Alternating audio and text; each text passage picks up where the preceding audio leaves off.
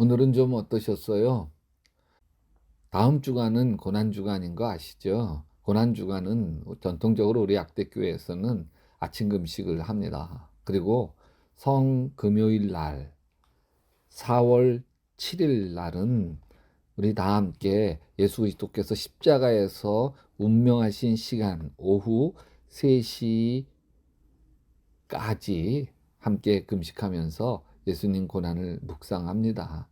여러분, 주님의 십자가의 길 함께 믿음으로 걸어가는 한 주간 되시기를 바랍니다. 고단했던 하루 자지금 잠자리 들기 전 먼저 조용히 하나님과 교제하는 정시 기도를 드리십시다. 여러분, 예수님이 십자가 지고 가신 길을 비아 돌로로사, 슬픔의 길이라고 이야기합니다. 14지점이 있는데 그중에 여섯째 지점이 베로니카라고 하는 여인이 물수건으로 피 묻은 예수님의 얼굴을 닦아 주었다고 하는 곳입니다. 이 베로니카는 피와 땀으로 범벅이 된 예수님의 얼굴을 닦아주죠. 기독교 전승에 의하면 그 수건에 예수님의 얼굴이 벗겨져 있었다고 합니다. 이 수건이 성스러운 물건이 되어 로마의 성 베드로 성당으로 옮겨져 AD 700년까지 보존되었다고 해요. 성경에 베로니카라고 하는 인물이 기록되어 있지는 않습니다. 다만 성경 외에 기독교 전승들이 기록된 외경이 있는데 여기에 베로니카라는 여인은 12년간 혈루증으로 고생하다가 예수님의 옷자락을 만짐으로 병이 나은 여인이라고 기록되어 있습니다. 젊은 여인이 12년 동안 몹쓸병에 걸려 남자들을 가까이 할 수 없어 외로운 인생을 살고 있었죠. 자신의 병은 은밀한 병이었기에 누구에게도 드러낼 수 없었고 누구에게도 말할 수 없었던 자신만의 비밀이었습니다.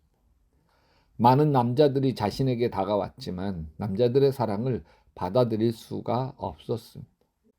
혈루증을 앓고 있었기 때문입니다. 그래서 안타깝게도 아리따운 젊은 시절을 혼자 외로움 속에 흘려 보내고 있었습니다. 예수님에 대한 소문을 듣죠. 수많은 사람들의 각색 병들을 고쳐주신다는 소문을 들었습니다. 앞에 나가서 병을 고쳐달라고 말할 용기가 나지 않았어요.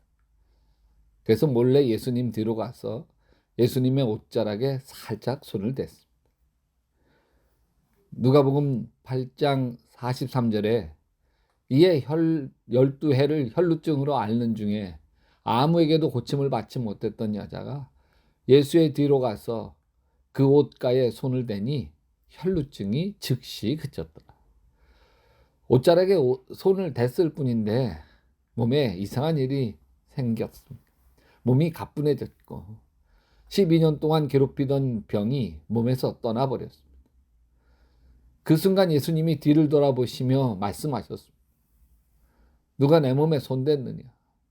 수많은 사람들이 예수님 주변에 몰려들었고 이 사람 저 사람들이 예수님 옆에 빼곡하게 몸을 부딪히며 걸어가고 있었기 때문에 이 말씀에 이 여인이 얼마나 당황했는지 모릅니다. 예수님이 자신의 능력이 옷자락을 통해서 그 여인에게 흘러간 것을 아셨습니다. 예수님의 옷자락에 손만 대도 내 병이 나을 수 있다는 이 여인의 믿음이 병을 낫게 만든 것이죠. 생명의 은인이 되어버린 예수님이 십자가의 길, 슬픔의 길을 걸어가시는 것을 베로니카가 보았습니다. 땀과 피가 범벅이 되어 걸어가시는 예수님에게 베로니카가 할 수 있는 일이라고는 물수건을 가지고 예수님의 얼굴을 씻어드리는 일뿐이었습니다. 여러분, 다른 사람의 아픔을 예면하지 마십시오. 내 이웃이 겪는 고난을 못 본 척하지 맙시다. 예수님은 누가복음 10장에서 여리고를 가다가 강도 만난 이웃에 대한 이야기를 하고 있습니다. 제사장도 그냥 지나갑니다. 레위인도 그냥 지나갑니다. 그것은 정말 안타까운 일입니다. 마태복음 25장에 보면 예수님이 다시 오셔서 사람들을 양과 염소 두 편으로 나눕니다. 그리고 염소 쪽에 모여있는 사람들에게 예수님이 이렇게 이야기합니다. 내가 배고프고 목마르고 헐벗고 병들고 감옥에 갇혀 있을 때 너희는 먹을 것도 안 주었고 마실 것도 안 주었고 입을 것도 안 주었고 또한 병들어 감옥 안에 외롭게 있는데도 찾아 돌보지 않았다. 야단쳤어.